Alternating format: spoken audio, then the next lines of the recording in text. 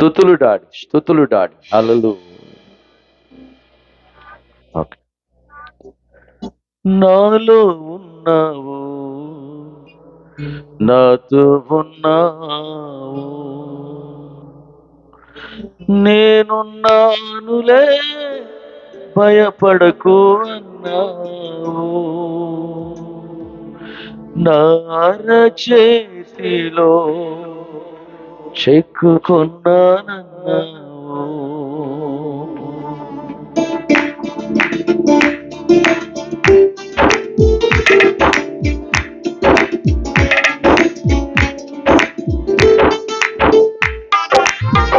అందరము చప్పట్లు కొడతాం. మనసారా నోరారి ప్రభుని ఆరాధన చేద్దాం.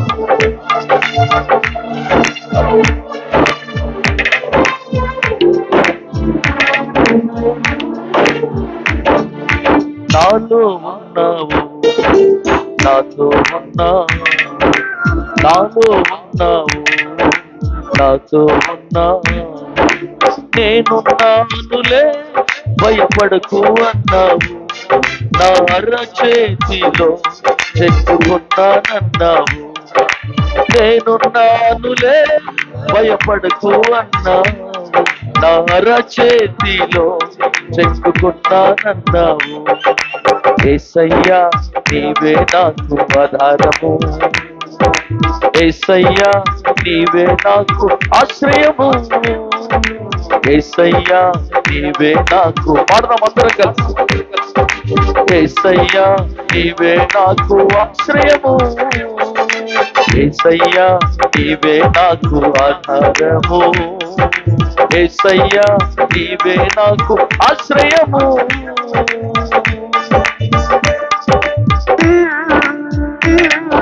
స్తోత్రం, హల్లెలూయా. పరిశుద్ధుడా మీకు స్తోత్రాలైన రాత్రి మా మధ్యన సంచరించబోయా, ప్రతి హృదయాన్ని కదిలించండి, ప్రతి జీవితంలో ఉన్న ప్రతి విషయాన్ని తెలియచేయండి, ప్రవచించండి.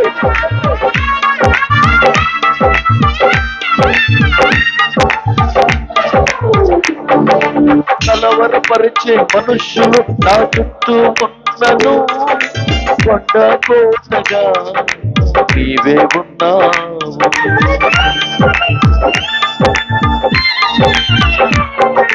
కలవరపరిచే మనుష్యులు నా చుట్టూ ఉన్నను, కొండ కోటగా నీవే ఉన్నావు, కష్టాలు కన్నీరు నన్ను ఆవరించిన కరుణామయుడా నాతో ఉన్నావు,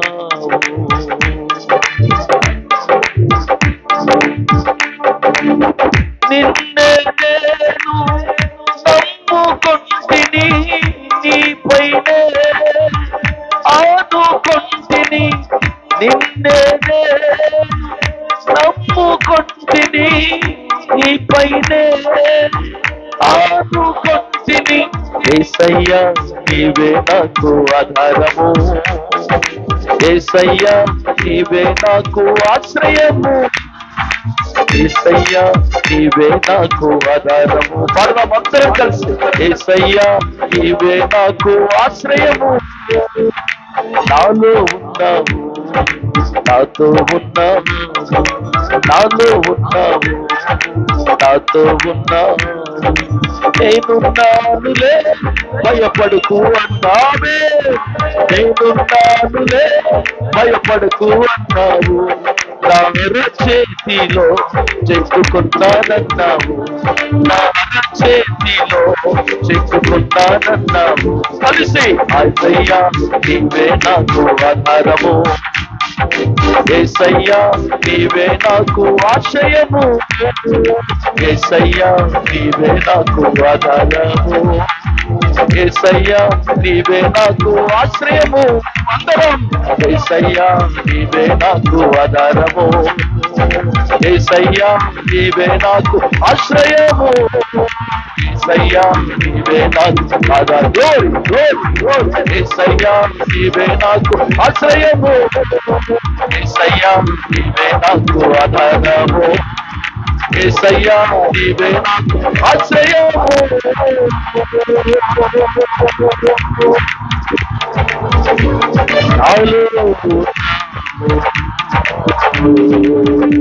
Amen, Jesus. Hallelujah. Rikaba shabarabara. Holy Spirit, అందరూ చప్పట్లు కొడుతూ పరిశుద్ధాత్మ దేవుని నామమున చేద్దాం. Amen. Amen. రిబా shabarabara. Hallelujah. Hallelujah. Hallelujah. Lord Jesus. Hallelujah. అందరూ లాగు లేచి నిలబడి ఉండగా వాక్యం కొరకు పట్టబడిన కానుకల కొరకు రాజేంద్ర ప్రసాద్ గారు ప్రార్థన చేస్తారు. ప్రార్థన చేసుకుందాం. కళ్ళు మూసుకొని ప్రార్థనలో ఏకీభవించండి. ప్రేమగల తండ్రి, ప్రియ ప్రభువా, మీ పరిశుద్ధ ఘననామానికి స్తుతి వందనాలు తండ్రి. నిన్న, ఈరోజు, రేపు ఏర్పాటు చేసుకున్న ఈ 3 దినాల కూడికలకే స్తోత్రాలు. ఈ రోజులో చివరి కూడికలో ఉన్నాం. ఇప్పటి వరకు పాటల ద్వారా మిమ్మల్ని ఘనపరిచారు ప్రభువా, మీకే స్తోత్రాలు. సమస్త మహిమ, ఘనత, ప్రభావాలను మీకే ఆరోపిస్తున్నాం. ఈ కూడికల నిమిత్తం కానుకలు ధారాళంగా ఇచ్చిన ప్రతి బిడ్డను బడి స్తోత్రాలు. వారిని దీవించండి. ఈ కూడికలు నిర్వహించే వారికి అవసరమైన ఖర్చులు సమకూర్చండి ప్రభువా. నీ దాసుడు సహోదరులు రజనీకాంత్ గారిని కొండేపి ఒంగోలు వద్ద నుంచి మా మధ్యకు నడిపించారు, స్తోత్రాలు. ఈరోజు మధ్యాహ్నం వాడుకున్నారు, మీ స్తోత్రాలు. ఈ రాత్రిలో ఈ కూడికలో కూడా నీ దాసుడిని బలపరిచి వాడుకోండి. చేరి వచ్చిన మా అందరికి కావలసిన వాక్య వర్తమానం దయచేయండి. వినే చెవి, గ్రహించే హృదయం దయచేయండి. నీ దాసుని నోట మీ మాట ఉంచండి. మహిమ, ఘనత, ప్రభావం మీకే ఆరోపిస్తూ యేసుక్రీస్తు ప్రభువారి పరిశుద్ధ గన్నా పట ప్రార్థించి వేడుచున్నాను తండ్రి. ఆమేన్. ఆమేన్.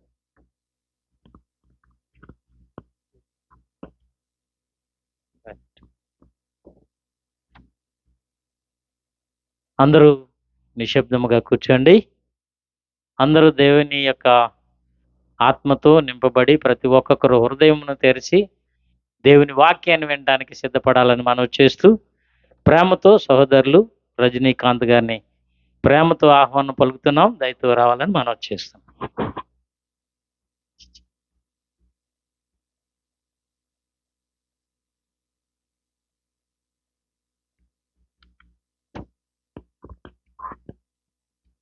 అందరూ చప్పట్లు కొడదాం.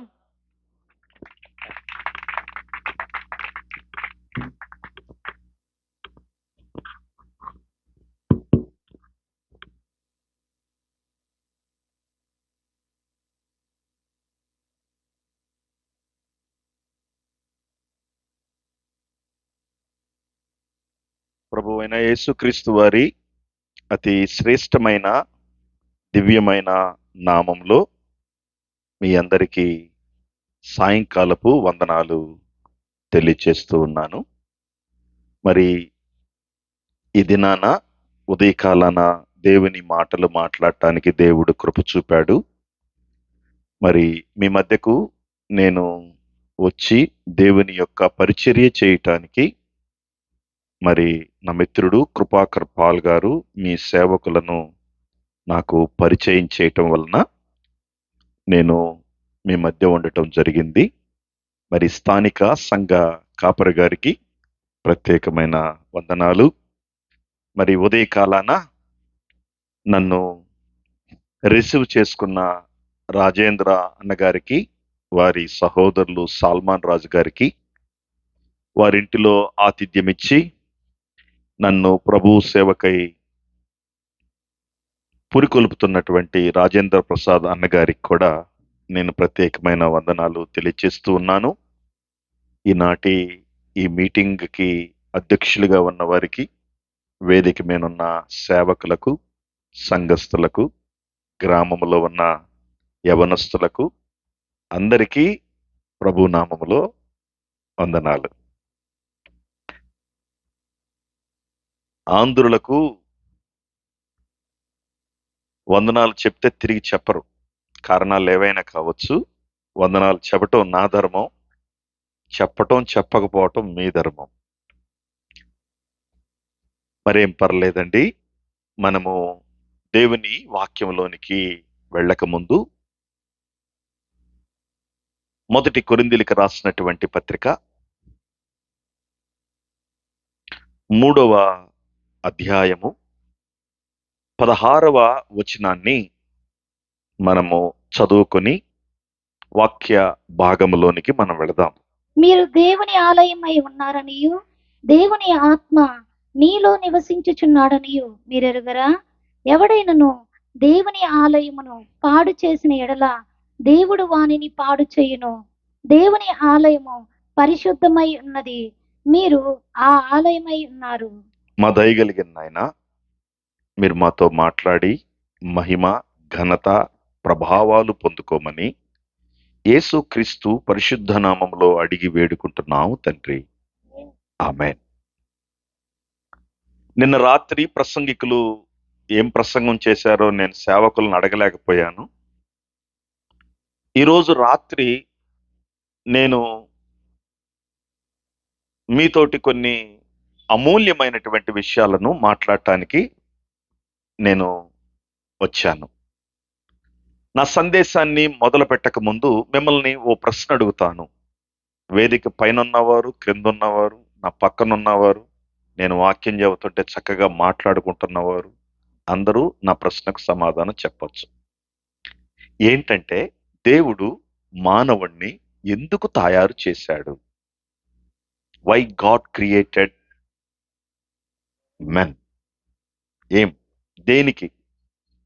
ఆ క్యాషియో ఉంది, అది సంగీతాన్ని మనకు అందించటానికి. ఈ మైక్ ఉంది, నా మాటలను మీకు చేరవేయటానికి. ఈ కుర్చీ ఉంది, మనం కూర్చోటానికి. ఈ పోడియం ఉంది, దీన్ని నేను వాడుకోవటానికి. ఈ చెట్టు ఉంది, మనకు అలంకరణ ఇవ్వటానికి. ప్రతి వస్తువు వెనకాల ఆ తయారుదారుడి యొక్క ఉద్దేశం ఏదో ఒకటి ఉంది. అయితే దేవుడు మనల్ని ఎందుకు తయారు చేశాడు? మీరేమనుకుంటున్నారు?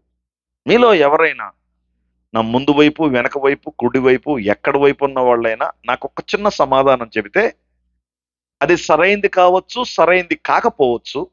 మీ సమాధానాన్ని ఆధారం చేసుకొని నా ప్రసంగాన్ని మొదలెడతాను నేను. ఏమండి?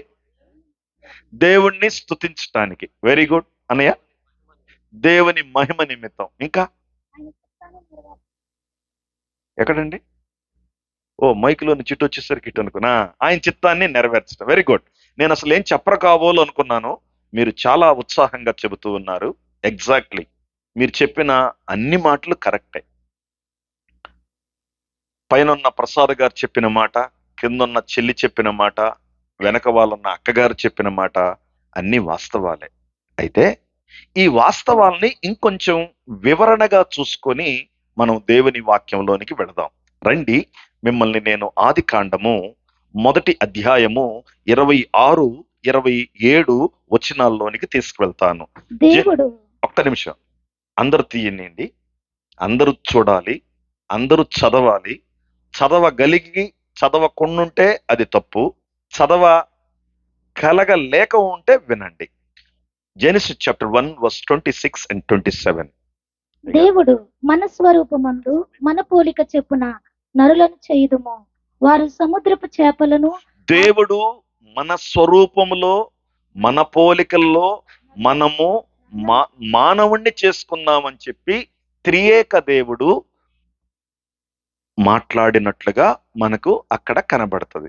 మన స్వరూపంలో దేవుడు భూమిలో చాలా చేశాడు. చేపలను చేశాడు, పక్షుల్ని చేశాడు, జంతువుల్ని చేశాడు, చెట్లను చేశాడు, రకరకాలైనటువంటి వాటన్నిటినీ తయారు చేశాడు. కానీ వేటిని కూడా ఆయన తన రూపంలో, తన పోలికల్లో దేన్ని చేయలేదు. ఆయన చాలా చేశాడు కానీ వేటిని కూడా చేతులతో చేయలేదు. అన్నిటినీ మాటలతో చేశాడు. మన దగ్గరకు వచ్చేసరికి ఆయన చేతులతో చేశాడు.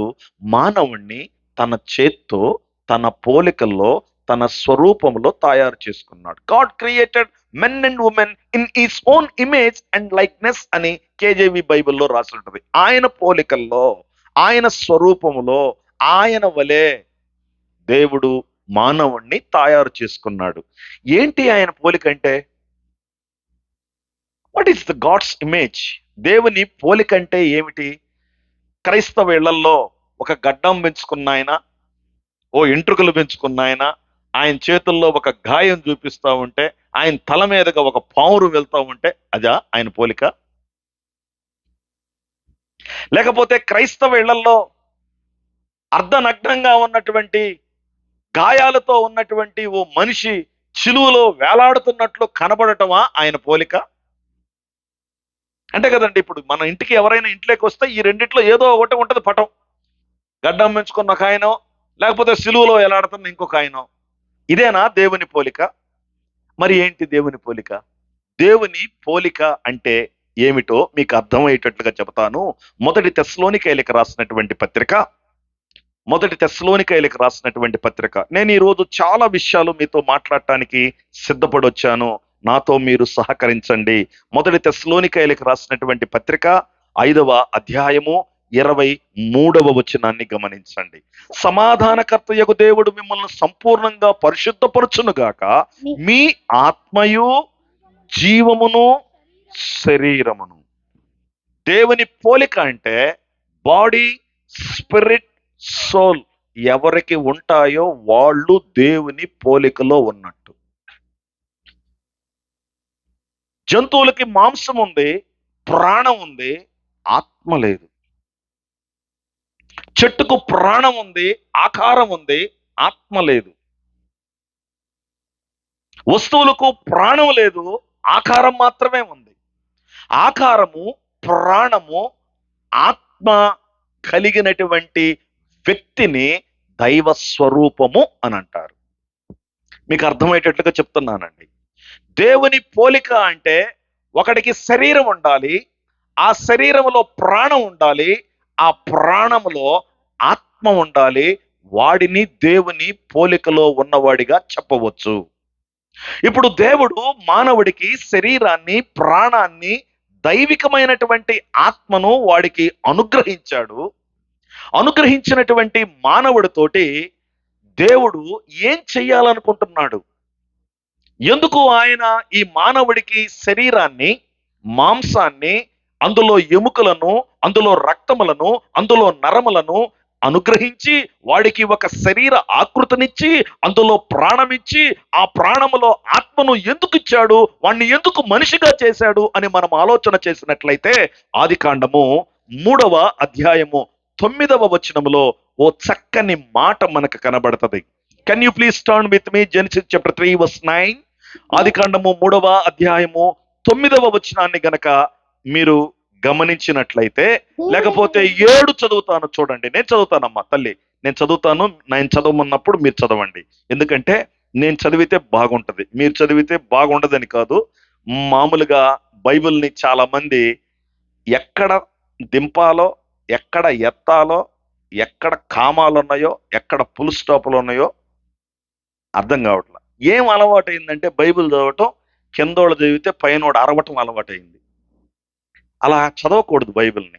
ఎక్కడ కామా ఉందో అక్కడ ఆగాలి, మరలా మొదలుపెట్టి ఫుల్ స్టాప్ దగ్గర కాస్త ఊపిరి పీల్చుకోవాలి. అలా చదువుతాను, నేర్చుకోండి. చూడండి 7వ వచనంలో, అప్పుడు వారిద్దరు కన్నులు తెరవబడెను, వారు తాము దిగంబరులమని తెలుసుకొని అంజూరపు ఆకులు కుట్టి తమకు కచ్చడములుగా చేసుకొనిరి. Full stop. చల్లపోటను ఆదాము అతని భార్యయు తోటలో సంచరించి, చల్లజామున సాయంకాల పూట ఆరు బయట మంచం వేసుకొని, కుర్చీలు వేసుకొని సహవాసం కొరకు మాట్లాడుకుంటాం కదండి. పొద్దుగాలంతా ఎన్నెన్నో పనులు చూసుకొని సాయంకాల పూట ఆరు బయట వచ్చేస్తా. దేవుడు మానవుడి దగ్గర నుండి ఏం కోరుకుంటున్నాడంటే ఫెలోషిప్, ఫ్రెండ్షిప్. మానవుడి నుండి దేవుడు కోరుకుంటుంది ఏంటంటే సహవాసం. మానవుణ్ణి దేవుడు సృష్టించుకున్నటువంటి ముఖ్యమైన ఉద్దేశం ఏంటంటే స్నేహ భావాన్ని మానవుడితో కలిగి ఉండటానికి చల్లపోటు జామున ఏదేను వనములో ఆదాము అవ్వని ఆయన దర్శిస్తూ ఉన్నాడు. ఈ రోజు కూడా దర్శించటానికి వచ్చాడు. వాళ్ళు కనబడలేదు. అందుకని దేవుడు వాళ్ళని అడుగుతున్నాడు, వేర్ ఆర్ యు మ్యాన్, ఎక్కడున్నావు నువ్వు అంటే ఆయన చెప్పాడు, సార్ దాక్కొని ఉన్నాను సార్ నేను అన్నాడు. ఎందుకు దాక్కున్నావు? ఎందుకు దాక్కున్నావు? దేవుడికి తెలియదా ఆదాము అవ్వ ఎందుకు దాక్కున్నారో? తెలుసా తెలియదా? తెలిసి ప్రశ్నలు అడిగేవాడిని మీ గోదావరి వాళ్ళు ఏమంటారు? వెటకారపోళ్ళు అంటారు. అవునా కదా? ఇప్పుడు నాకు తెలిసి నేను అడిగానంటే ఏమంటారు సార్ మీరు? వెటకారమా అంటారు. అంతే కదా మీ భాష? వెటకారమా ఏంటి అంటారు. దేవుడు ఇతన్ని నువ్వు ఎక్కడున్నావు అని అడుగుతున్నాడంటే ఈయన ఎక్కడున్నాడో ఆయనకి తెలుసా తెలియదా? తెలిసి ఎందుకు అడుగుతున్నాడు? తెలిసి ఎందుకు అడుగుతున్నాడు? సత్యం చెప్తాడో లేదో తెలుసుకుందామని అడుగుతున్నాడు. ఎందుకని? ఆయన సత్యవంతుడు. తన పోలికల్లో సృష్టించినటువంటి మానవుణ్ణి సత్య ప్రకారం జీవించమని కోరుకుంటున్నాడు. అసత్యంలోకి వెళ్ళిపోయాడు. అసత్యం చేశానని ఒప్పుకుంటాడేమో, రేపు మాట్లాడతాను వీటి గురించి, ఒప్పుకుంటాడేమో అని పిలిచాడు. పిలిస్తే ఇతను చెప్పేశాడు, నేను పొరపాటు చేశాను సార్, తప్పు అయిపోయింది సార్ అని చెప్తాడేమో అని ఎదురు చూశాడు. ఆయన చెప్పలేదు. సరే, 4వ అధ్యాయంలోకి వెళ్ళకముందు 3వ అధ్యాయంలో దేవుడు ఈ మానవుణ్ణి మితముగా శిక్షించి భూమిని శపించి ఇతను మోసపోవటానికి కారకుడైనటువంటి సాతానుణ్ణి శపించాడు. 4వ అధ్యాయంలో దేవుడు చేసిన పని ఏంటంటే ఇతన్ని జ్ఞాపకం చేసుకొని ఈయనకి పిల్లల్నిచ్చాడు. ఎవరికి పిల్లల్నిచ్చాడు తెలుసా? తప్పు చేసినోడికి, మాట విన్నోడికి, అవిధేయత చూపించినోడికి పిల్లల్నిచ్చాడు. ఈ పిల్లలు పెద్దోళ్ళయి ఒకరు తోపులాట్లో ఇంకొకడిని చంపినట్లుగా మనకు తెలుస్తుంది. దాని జోలికి కూడా నేను వెళ్ళట్లేదు. 5వ అధ్యాయంలోనికి నేను మిమ్మల్ని తీసుకెళ్తున్నాను. రేపు మాట్లాడతాను. 3, 4 అధ్యాయాలు రేపు వివరంగా మాట్లాడతాను. కానీ ఈరోజు 5వ అధ్యాయము 22వ వచనం 24వ వచనాన్ని గనక మీరు గమనించినట్లయితే, ఈ తన్నుకొని ఒకడు చనిపోయిన తర్వాత మరలా దేవుడు ఇంకొక వ్యక్తినిచ్చి ఆ వ్యక్తికి పుట్టినటువంటి వ్యక్తుల్లో ఒక వ్యక్తి ఉన్నాడు. అతని పేరు ఎవరంటే హనోకు. హానోకు అనేటటువంటి వ్యక్తికి గురించి బైబిల్ చెప్తున్న మాట ఏమిటంటే, హానోకు 22 మెతుషెలను కనిన తర్వాత 300 ఏండ్లు దేవునితో, ఏమండి వాట్ యు మీన్ ఇట్? ఏ టెన్స్ ఇది? నడుచుచు అనేది ప్రజెంట్ టెన్సా, పాస్ట్ టెన్సా, ఫ్యూచర్ టెన్సా? Present perfect continuous tense. నడుస్తూ ఉన్నాడు. నడవటం ప్రారంభించాడు, ఆపలేదు, నడుస్తూ ఉన్నాడు. హానోకు అనేటటువంటి ఆయన దేవునితో నడవటం మొదలెట్టాడు. ఎన్ని సంవత్సరాలు నడుస్తూ ఉన్నాడంటే 300. పిల్లల్ని కంటున్నాడు. ఆపరేషన్ లేవు. ఆపరేషన్ లేకపోతే 300 ఏళ్ళు ఒకరు ఎంతమంది పిల్లల్ని కంటారు? మనకు తెలిసి పెళ్ళైన వాళ్ళకి బోల్డ్ మంది పిల్లల్ని కంటాడు. బోల్డ్ మంది పిల్లలున్నా దేవునితో నడవటం మాత్రం ఈ ఎవరండినా హానోకు మానలేదు. నీకు 2 పిల్లలు ఉన్నారు, టయానికి చర్చికి రావు. నీకు 3 పిల్లలు ఉన్నారు, ఓపికగా పెంచలేవు. నీకు ఒక్కడే ఉన్నాడు, వాడిని అడ్డం పెట్టుకొని అసలు చర్చికి రావు. ఏంటయ్యా అంటే చెయ్యి దిగట్లేదండి అంటారు. అంతే కదా అడిగేది? పిల్లలు లేకపోతేనేమో మమ్మల్ని ప్రార్థన చేయమంటారు. మేము ప్రార్థన చేసిన 3 నెలల తర్వాత డాక్టర్ గారు ఏ పని చేయొద్దని చెబుతారు. ఆ 3 నెలల నుండి ప్రసవించిన 6 నెలల దాకా చర్చికి రారు. 6 నెలల తర్వాత కొద్దిగా వెసులుబాటు చేసుకొని చర్చికి రావచ్చు కదా అని అడిగితే చేయి దిగట్లేదు అంటారు. మేము చేయాల్సిన పని ఏంటంటే మీకు పిల్లలు పట్టకుండా ప్రార్థన చేయకుండా సరిపోద్ది. ఈ రోజుల్లో చాలా మంది అలా ఉన్నారు. 300 ఏండ్లు ఒక మనిషి పిల్లల్ని కంట దేవునితో నడిచాడంటే మన వల్ల ఇళ్లల్లో అంతమంది ఉంటే ఎన్ని సమస్యలు ఉంటాయి, ఎన్ని ఫ్యామిలీ ప్రాబ్లమ్స్ ఉంటాయి, ఎంత కష్టం ఉంటది, ఎన్ని గొడవలు ఉంటాయి. సాయంకాలానికల్లా ఒళ్ళు ఓరం అయిపోద్ది తీర్పులు తెచ్చలేక. పిల్లలు వాడు బొమ్మ తీసుకున్నాడు, ఈడు బొమ్మ తీసుకున్నాడు. ప్రియ దేవుని బిడ్డలారా, దేవుడు మానవుణ్ణి కోరుకుంటుంది ఏంటంటే, నాతో నడవండి అయ్యా మీరు, మనం సహవాసం చేద్దాం. నేను మీ పూర్వీకుడైనటువంటి ఆదాముని చల్లబోట జామున కలుసుకోవాలనుకున్నాను. అతను నాకు అవిధేయత చూపించి నా దగ్గర నుండి వెళ్ళిపోయాడు. కానీ ఎట్లోకట్లా ఆయన కడుపును పుట్టిన మీరైనా నాతో నడుస్తున్నారు, చాలా సంతోషిస్తున్నానని చెప్పి హానోకుతో దేవుడు బహుశా మాట్లాడుంటాడు. హానోకు నడిచి నడిచి నడిచి మరణమును రుచి చూడకుండా ఆకాశమునకు వెళ్ళిపోయాడు. ఆ తర్వాత ఆయన సంతానములో నుండి ఇంకొక వ్యక్తి వచ్చాడు. ఆయన గురించి మీకు 5వ అధ్యాయంలో మీకు నేను తెలియచేస్తాను, లేకపోతే 6వ అధ్యాయంలో ఆయన గురించి మీకు తెలియచేస్తాను. 9వ వచనం చూడండి. నోవహు వంశావళి ఇదే. నోవహు నీతిపరుడును, తన తరములో నిందారహితుడై ఉండెను. నోవహు దేవునితో దట్ ఈస్ కరెక్ట్, దేవునితో కూడా నడిచిన వాడు. నీతో కూడా ఎవరున్నారా? నా ఫ్రెండ్ ఉన్నాళ్ళే నాన్న, నువ్వేం కంగారు పడకు, వచ్చేస్తాను ఇంటికి. దేవునితో కూడా నడిచేవాడు. హానోకు దేవునితో నడిచాడని రాసుంటే, నోవహు గురించి రాయబడిన మాట ఏంటంటే, దేవునితో కూడా నడిచాడు. ఎంతకాలం నడిచాడు? బోల్డ్ అన్ని సంవత్సరాలు నడిచాడు. ఎలాంటి పరిస్థితుల్లో నడిచాడు? చుట్టూరా మురికి, పాపపు మురికి ఒక్కడే. మీరు గమనిస్తే 6వ అధ్యాయంలో 5వ వచనంలో, నరుల చెడుతనము వారి హృదయం యొక్క తలంపులు ఊహ అంతయు ఎల్లప్పుడూ కేవలము చెడ్డదని యెహోవా చూచి, తాను భూమి మీద నరులను చేసినందుకు యెహోవా సంతాపము నొంది తన హృదయము నొచ్చు కొనెను. నరులందరూ చెడిపోతే ఒక్కడు దేవునితో నడిచాడంటే వాడు మగాడంటారా? మీరేమంటారు చెప్పండి, ఏమంటారు? మగాడంటే అర్థం ఏంటంటే, దేవుణ్ణి అర్థం చేసుకొని వ్యర్థమైన వాటిని విడిచిపెట్టి అర్థవంతంగా బ్రతికేవాడు నా జీవితంలో కుటుంబ యజమాని. ప్రియ దేవుని బిడ్డలారా, నాకు ఎంత రోషం అంటే దేవుడంటే, ఈ వాక్యాలు చదువుతున్నప్పుడు నా ఒళ్ళు అదో పులకరించిపోద్ది. ఆయన అరే ఈ గ్రామంలో, ఈ కాలనీలో అందరూ యేసు ప్రభువుని వ్యతిరేకిస్తున్నారు, ఒక్క కుటుంబం నిలబడిందంటే వాట్ యు మీన్ సార్? ఒక కుటుంబం నిలబడింది, ఆ కుటుంబం తోటి ఎవడు కలవడో, ఈ కుటుంబం వాళ్ళతో కలవదు, ఐసోలేటెడ్ అయిపోయారు. వీళ్ళు ఒక్కరే దేవుడితో ఉన్నాడంటే ఇతనికి ఎన్ని ఒత్తిళ్ళు వస్తాయి బంధువుల నుండి. మీరు చాలాసార్లు ఆదివారం ఆరాధనకు రారు. ఎందుకని?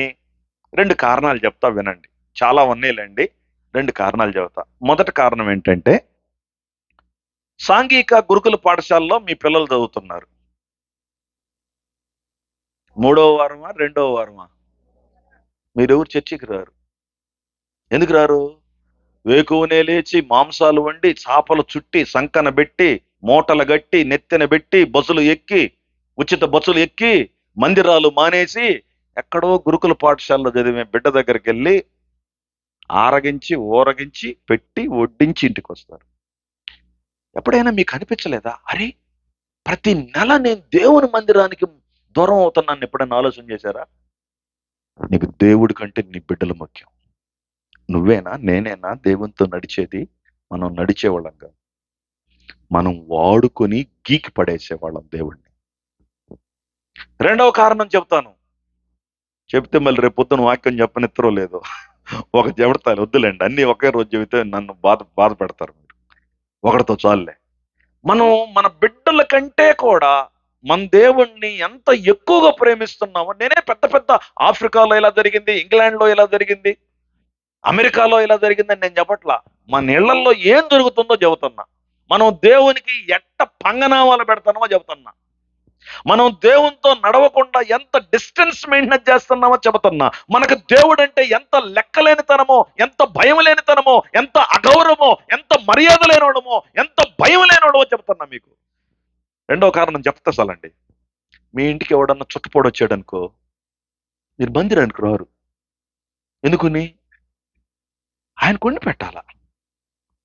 మీరు ఎప్పుడైనా ఏమండి ఆదివారం మందిరానికి వెళ్ళాలి, మీరు ఈరోజు రాకూడదు, వచ్చారు, మరేం పర్లేదు, వస్తే మాతో పాటు మందిరానికి రండి, లేకపోతే వంటగది అది, వంట సామాన్ ఇది, వండుకొని తినండి, మిగిలితే మేము వచ్చి తింటామని ఎప్పుడు చెప్పారా?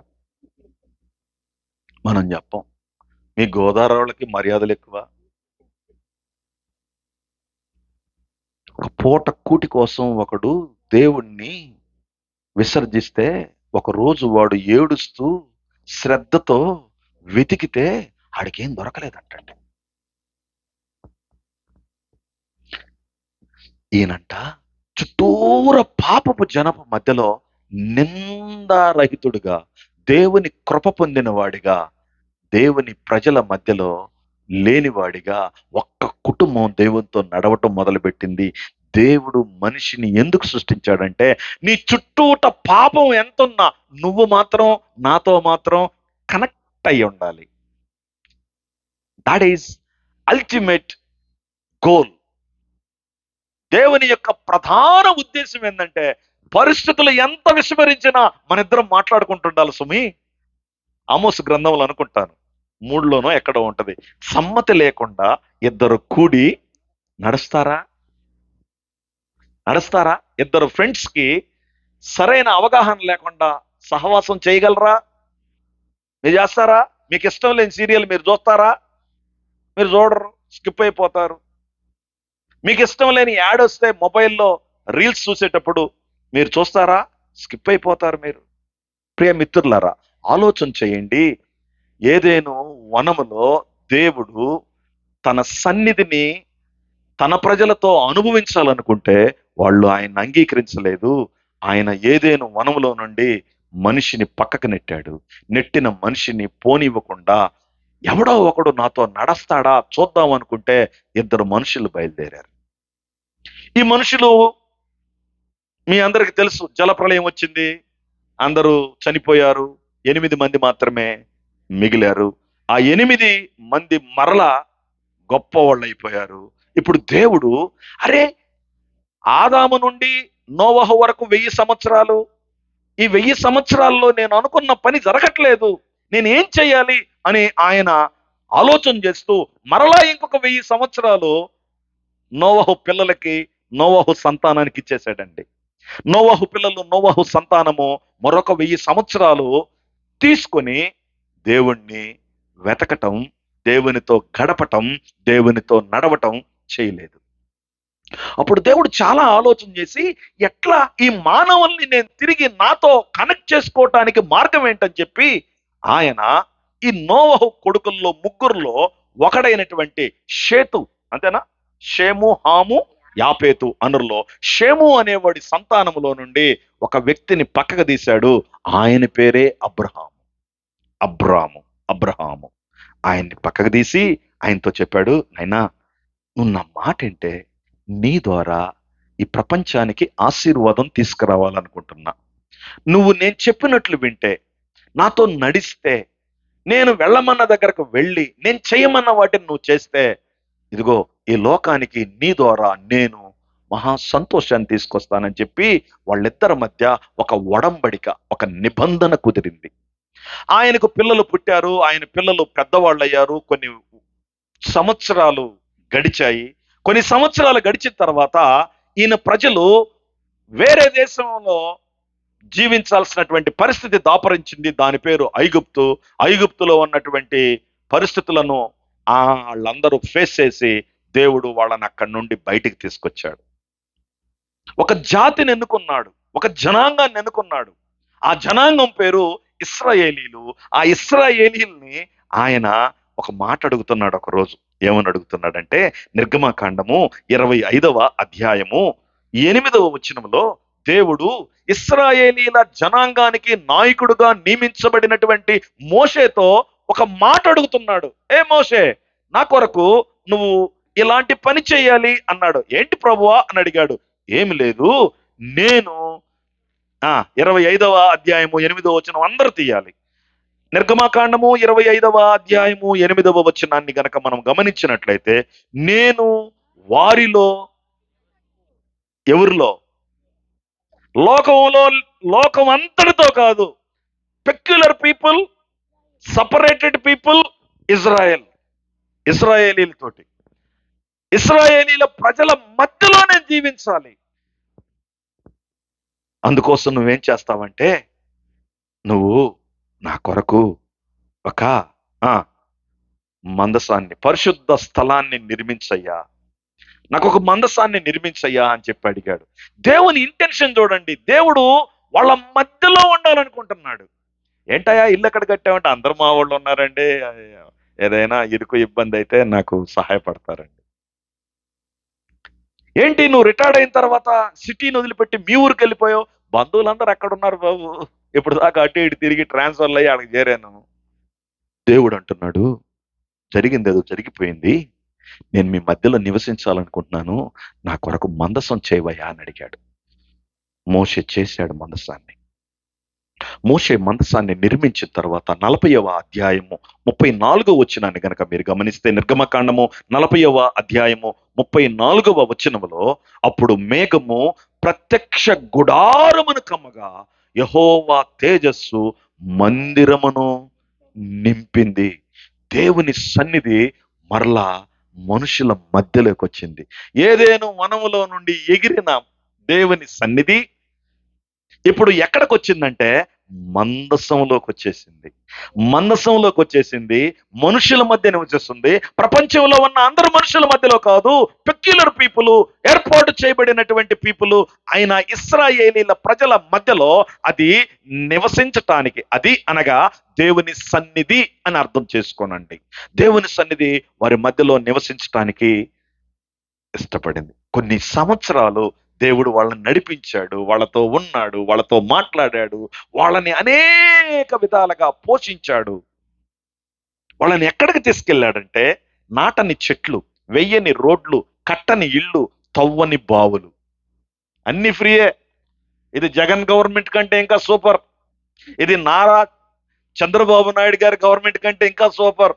రోడ్లు వేయలా వీళ్ళు, ఎవడో వేసాడు, వాడుకున్నారు. చెట్లు నాట్లా వీళ్ళు, ఎవడో నాటాడు, అనుభవిస్తున్నారు. ఇల్లు కట్లా వీళ్ళు, ఎవడో కట్టుకున్నాడు, వీడిపోయి ఆక్రమించుకున్నాడు. ఇలాంటి విచిత్రమైనటువంటి అనేకమైన ఈవులను, వరాల జొల్లుని వాళ్ళ మీద కురిపించాడు దేవుడు. కమ్ముగా ఉంది, ఆయన సన్నిధి ఉంది, అనుభవిస్తున్నారు. సంవత్సరాలు గడుస్తూ ఉన్నాయి, మనుషులు పుడుతూ, చనిపోతూ, పెరుగుతూ, దేవునిలో ఆనందిస్తూ మెల్లమెల్లగా వెళుతూ ఉన్నారు. ఇలా మెల్లమెల్లగా వెళుతున్న మనుషుల మధ్యలో దేవుని భయం లేకుండా పోయింది. దేవుని భయం లేకుండా పోయింది. దేవుని భయము గ్రామాల్లో కాదు, పట్టణాల్లో కాదు, దేశంలో కాదు, మందిరంలోనే లేకుండా పోయింది. మొదటి సమూయేలు గ్రంథము 4వ అధ్యాయంలోనికి గనక మీరు వచ్చినట్లయితే, మొదటి సమూయేలు గ్రంథము 4వ అధ్యాయానికి గనక మీరు వచ్చినట్లయితే, వాళ్ళు ఒక దేశంతో యుద్ధం చేయవలసినటువంటి పరిస్థితి దాపురించింది. షిలోహు అనేటటువంటి ప్రాంతంలో దేవుని మందిరం ఉంది. మందిరములో ఏలి అనేటటువంటి ఒక సేవకుడు ఉన్నాడు. ఆయనకి 2 కొడుకులు ఉన్నారు. ఆయన ముసలోడయ్యాడు. ఈ కొడుకులు ఆ బాధ్యతను భుజానికి వేసుకున్నారు. ఈ కొడుకులు నాన్నగారు వృద్ధుడైన తర్వాత సేవని భుజాల మీదకి వేసుకొని సేవ జరిగిస్తున్నారు. ఎలాంటి సేవ జరిగిస్తున్నారంటే, 2వ అధ్యాయంలో 22, 23 వచనాన్ని కనుక మీరు గమనిస్తే, షిలోహు మందిరంలో వీళ్ళు చేస్తున్న సేవ ఏంటంటే, సేవ చేయటానికి వచ్చిన స్త్రీలతో పాటు పాడు పనులు చేసే సేవ చేస్తున్నారు. ఇంతకీ ఇక్కడ స్త్రీలు ఎందుకున్నారంటారు? ఎందుకున్నారో మీకు అర్థమయ్యేటట్టుగా చెప్తా చూడండి. దేవుని మందిరానికి ఒక బిడ్డ తల్లి వచ్చింది. ఆవిడ బిడ్డను తీసుకుని మందిరానికి లోపలికి వెళ్ళలేదు. కొంతమంది ఆయాలు బయట పరిచర్య చేయటానికి ఉంటారు. వాళ్ళు ఈ బిడ్డని ఆవిడ పోయి వచ్చిందాక ఆడిపిస్తారు. ఆ ఆయాలు వీళ్ళు ఆయాలతోటి పాపం చేయటం మొదలు పెట్టారు. వీళ్ళు ఆయాలతో పాపం చేయటం మొదలుపెట్టి దేవుని మందిరంలో జరగవలసినటువంటి కార్యాలన్నీ జరిపిస్తున్నారు. ఇప్పుడు ఇప్పుడు వీళ్ళు యుద్ధానికి వెళ్లాల్సి వచ్చింది. 4వ అధ్యాయంలో వీళ్ళు యుద్ధానికి వెళ్లాల్సి వస్తే వీళ్ళు వాళ్ళ శత్రువులైనటువంటి వారి చేతిలో ఓడిపోయారు. 3వ వచనం చూడండి, 4వ అధ్యాయం 3వ వచనం. కాబట్టి జనులు పాలెములోనికి తిరిగి రాగా ఇశ్రాయేలీల పెద్దలు, యెహోవా నేడు మనలను ఫిలిష్తీయుల ముందర ఎందుకు ఓడించెను? షీలోహులోనున్న యెహోవా నిబంధన మందసమును మనము తీసుకుని మన మధ్య ఉంచుకుందము రండి. అది మన మధ్య ఉండిని ఎడల అది మన శత్రువుల చేతిలో నుండి మనలను రక్షించును అనిరి. ఓడిపోతే ఇప్పుడు జనాలందరికి ఒక ఆలోచన వచ్చింది. మనం ఏం చేయాలి? దేవుని మందసాన్ని మన మధ్యలో పెట్టుకుంటే మనకు విజయం. ఎట్లా మీకు అర్థమయ్యేటట్టు చెబుతాం. మనం ఏం చేస్తాం? నిద్రపోయేటప్పుడు ఈ పక్క చుట్ట, బిడి కట్ట, అగ్గి పెట్టె, ఈ పక్క పరిశుద్ధ గ్రంథము. బయట పూనుకునేవాడైతే పక్కలో ఇంకొక కర్ర, కుక్కొస్తే కర్రతో కొట్టడానికి, మెలకు వస్తే మళ్ళీ నిద్ర రాకపోతే దమ్మేయటానికి, భయం వస్తే దేవుడి కాడికి పోయి ఆయన సహాయాన్ని పొందటానికి. మనం ఎవరిని వదలం. మనం అందరికి సమన్యాయం చేస్తాం. చుట్టకు న్యాయం చేస్తాం, బీడీకి న్యాయం చేస్తాం, బైబిల్కి కూడా న్యాయం చేస్తాం. మనం అంత భక్తి పరులు. నేను యేసును నమ్మనోళ్ళ గురించి మాట్లాడలేదు. యేసును నమ్మి యేసు కొరకు మా బ్రతుకులను సమర్పించామని చెప్పేటటువంటి వ్యక్తుల గురించి మాట్లాడుతూ ఉన్నాను. ప్రేమిత్రులారా, మందసం తీసుకొచ్చి మధ్యలో పెట్టుకుని ఇక చూడండిరా, మా దేవుడు మా మధ్యలో ఉన్నాడు, మమ్మల్ని ఎవడు ఆపేది? ఈ సంగతి ఫిలిష్తీయులకు తెలిసింది. 4వ అధ్యాయంలో ఫిలిష్తీయులు వాళ్ళ మధ్యలోకి మందసం వచ్చిందనే సంగతి విని వాళ్ళు కేకలు పెడుతూ ఉంటే జడిసి భయపడి 6వ వచనం చూస్తే ఫిలిష్తీయులు ఆ కేకలు విని హెబ్రీల దండులో ఈ గొప్ప కేకల ధ్వని ఏమని అడిగి యెహోవా నిబంధన మందసము దండులోనికి వచ్చనని తెలుసుకొని జడిసి దేవుడు దండిలోకి వచ్చననియు అనుకొని, అయ్యా మనకు శ్రమ ఎంతకు మునుపు వారిలాగూ సంభవింపలేదు. అయ్యయ్యో, మహాసూరుడకు ఈ దేవుని చేతిలో నుండి మనల్ని విడిపించేదెవడు? ఐగుప్తు దేశంలో అద్భుతాలు చేసిన వాడు, ఐగుప్తు దేశంలో ఫరో అనేవాడికి కంటి మీద నిద్ర లేకుండా చేసిన వాడు ఈ దేవుడే. ఈ దేవుడితో మనం ఏడ పోరాడతారా అని చెప్పి శత్రువులు భయంతో జడిశారు. అయితే శత్రువులు ఏం చేశారు తెలుసా? భయపడద్దు, మనల్ని మనం ధైర్యపరచుకొని మన శత్రువుని ఎదిరిద్దామని చెప్పి ధైర్యం చేసుకొని ఫిలిష్తీయులు యుద్ధంలో పాల్గొన్నారు. ఇశ్రాయేలీలేమో మన మధ్యలో దేవుని మందసం ఉంది, మనల్ని ఎవరు ఆపేది, ముందుకెళ్దామని వీళ్ళు వెళ్తే, అరే మనము నిజంగా వాళ్ళ చేతిలో నశిస్తాము, అయితే ధైర్యం తెచ్చుకొని ట్రై చేద్దాము అని ట్రై చేస్తే ఫిలిష్తీయుల చేతిలో ఇశ్రాయేలీలు ఓడిపోయారు. ఫిలిష్తీయులు దేవుని మందసాన్ని పట్టుకున్నారు. దేవుని మందసములో ఉన్న దేవుని ప్రభావము వెళ్ళిపోయిందని బైబిల్ చెబుతా ఉంది. ఒక్కసారి 4వ అధ్యాయంలో 22వ వచనాన్ని కనుక మీరు చూస్తే, లేకపోతే 21వ వచనాన్ని కనుక మీరు చూస్తే, దేవుని మందసము పట్టబడిన సంగతి తన మామయు తన పెనిమిటియు చనిపోయిన సంగతి తెలుసుకుని ప్రభావము ఇశ్రాయేలీల్లో నుండి ఏమైంది? పోయింది. ఏదేను వనములో దేవుని ప్రభావాన్ని పోగొట్టుకున్న మానవుడికి దేవుడు మందసంలో అవకాశం ఇచ్చాడు. ఇప్పుడు మందసంలో నుండి కూడా ప్రభావం ఏమైపోతా ఉంది? వెళ్ళిపోయింది బయటికి. మందసంలో నుండి ప్రభావం వెళ్ళిపోయింది. మందసంలో దేవుని ప్రభావము బయటికి వెళ్ళిపోయింది. మందసం పట్టబడింది. మందసం దాగోను గుడిలో ఉంది. మందసము మన దేశంలో లేదు, మన శత్రువు అయిన ఫిలిష్తీయుల దేశంలో ఉందని చెప్పి వీళ్ళు కాలం గడుపుతూ ఉన్నటువంటి కాలంలో చాలా సంవత్సరాలు గడిచిపోయినాయి. ఎన్ని సంవత్సరాలు గడిచిపోయినాయి అంటే చాలా సంవత్సరాలు గడిచిపోయాయి. గడిచిపోయిన తర్వాత 3వ రాజు అయినటువంటి సొలొమోను కాలంలో దేవుడు ఒక మందిరాన్ని కట్టమని చెప్పాడు. 1 రాజుల గ్రంథము 8వ అధ్యాయము 11 నుండి 18 వచనాల వరకు మీరు గనక చదివినట్లయితే, 1 రాజుల గ్రంథము 8వ అధ్యాయంలో దావీదు కుమారుడైనటువంటి సొలొమోను చేత దేవుడు ఒక మందిరాన్ని కట్టించుకున్నాడు. ఆ మందిరాన్ని ప్రతిష్ఠించేటటువంటి రోజున దేవుడు ఆ మందిరాన్ని తన తేజో మహిమతోటి నింపాడు. రెండవ మాటను చెప్తా చూడండి. మొదటి రాజుల గ్రంథము 8వ అధ్యాయము 11వ వచనం. కాబట్టి యెహోవా తేజో మహిమ యెహోవా మందిరములో నిండుకొనగా, మళ్ళా దేవుని మహిమ వచ్చింది. ఏదేను వనములో నుండి మహిమ నుండి దూరమైన మానవుడు మందసములోకి వచ్చినటువంటి మహిమ, మందసములో నుండి బయటికి వెళ్ళినటువంటి మహిమ ఈ రోజు మందిరములోకి వచ్చింది.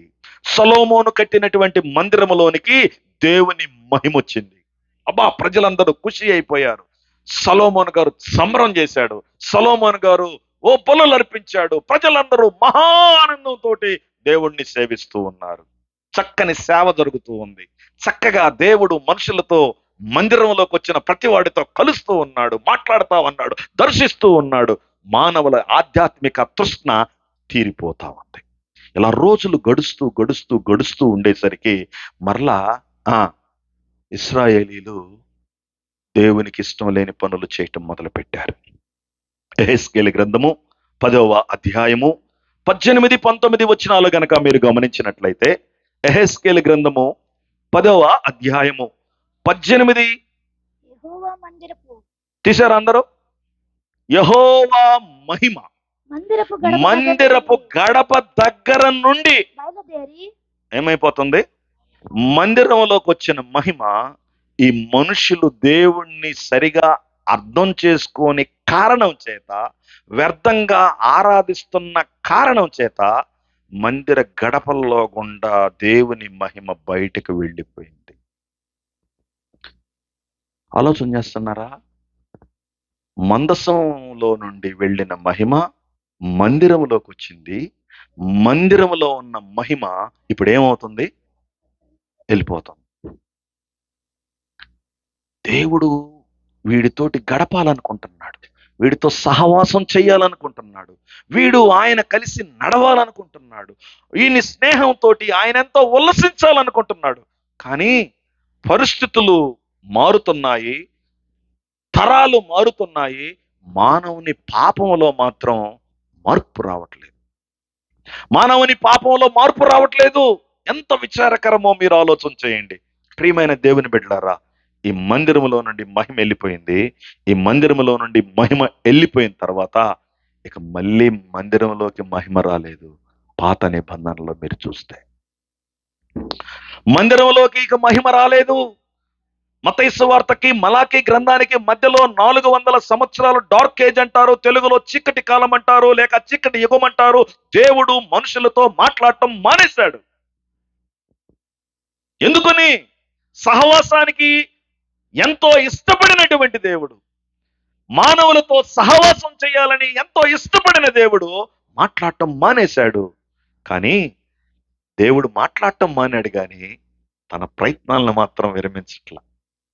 400 ఏళ్ల తర్వాత అరే, మానవుడు మధ్యలో మానవుడితో నేను నివసించాలని ఎంత ట్రై చేసినా, వాడితో సహవాసం చేయాలని నేను ఎంత ప్రయత్నం చేసినా వాడు నాకు అవకాశం ఇట్లేదు అని చెప్పి సాక్షాత్తు దైవ కుమారుడే మహిమను విడిచి మానవ శరీరాన్ని తీసుకుని లోకానికి వచ్చాడు.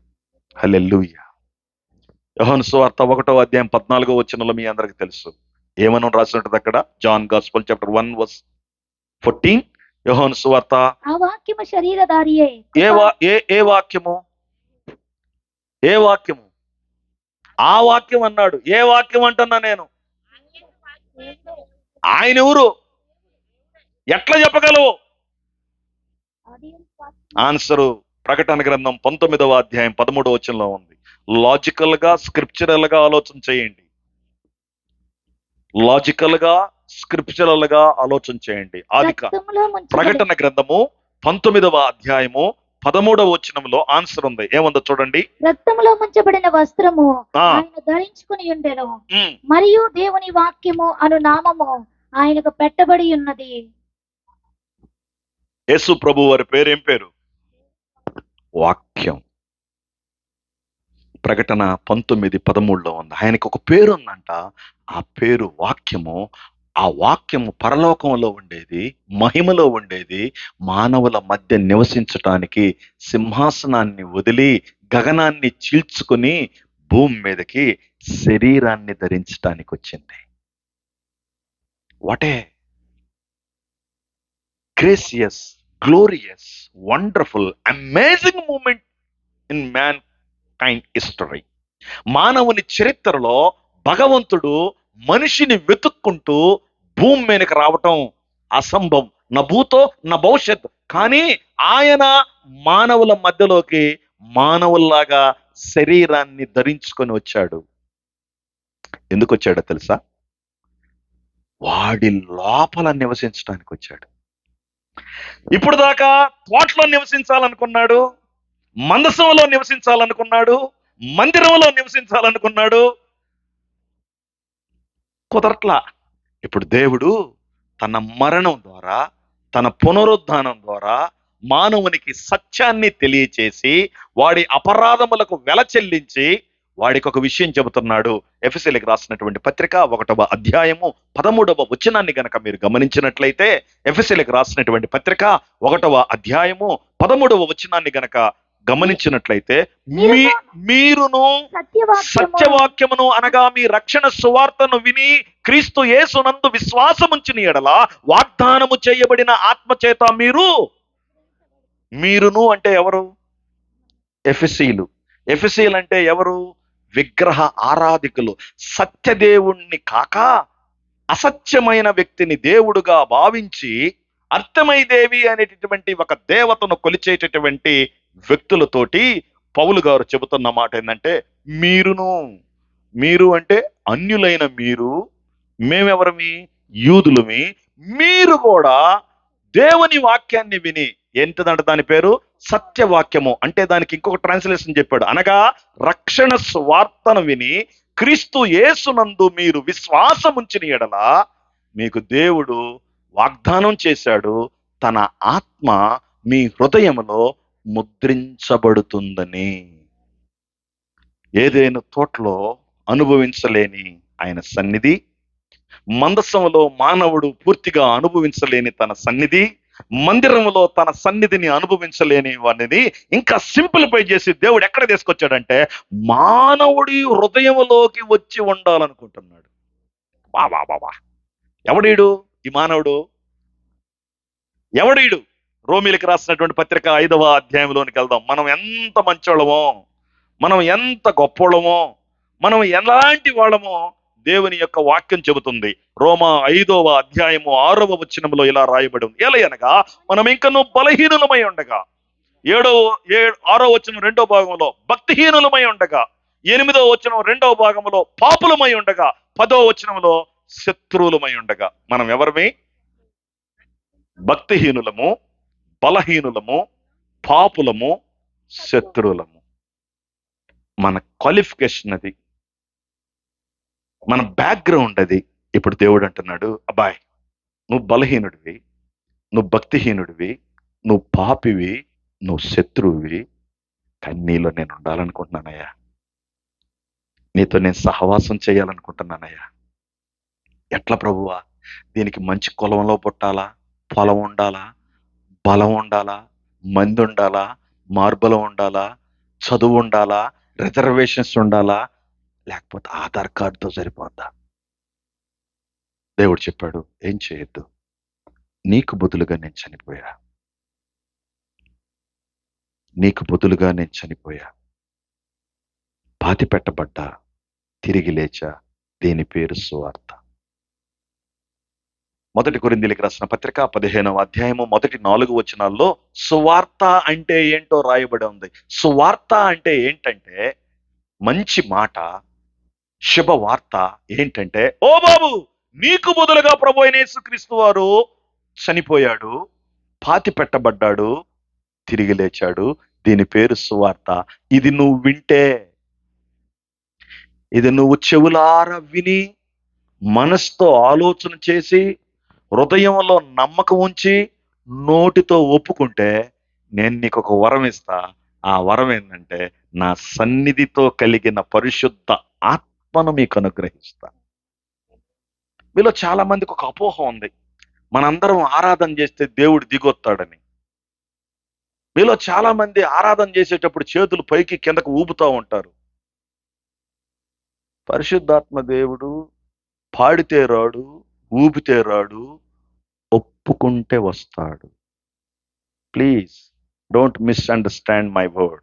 నేను ఎవరిని కించపరచట్లేదు, ఆరాధించే ఆరాధకుల్ని కించపరచట్లేదు, నడిపించే నాయకుల్ని కించపరచట్లేదు. How we will receive the holy spirit ఇప్పటికీ చాలా సంఘాల్లో ఎవరికి తెలియదు. పరిశుద్ధాత్మ పాడితే రాదు, ఊగితే రాదు, ఎగిరితే రాదు, పాపాలను ఒప్పుకుంటే వచ్చుద్ది. వచ్చి ఏం చేస్తుంది? ఇంకెప్పటికీ బయటికి పోదు. దాని పేరే నిత్య జీవం. ఇప్పుడు ఆయన నీలో ఉంటాడు, నీతో సహవాసం చేస్తా ఉంటాడు.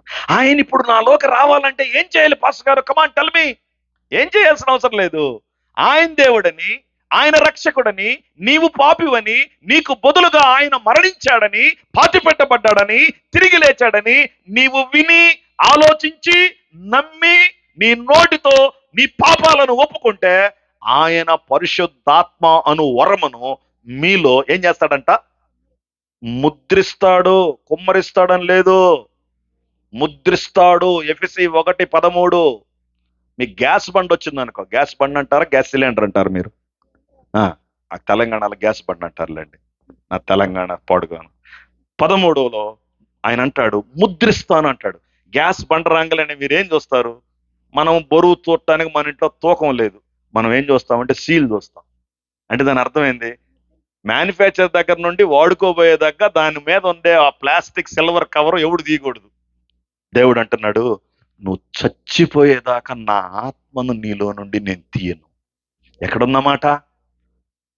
మనం చచ్చిపోయేదాకా మనలో దేవుని ఆత్మ పోదు అనే మాట ఎక్కడుంది? ఎఫెసీయులకు రాసిన పత్రిక 1:14 ఉంది.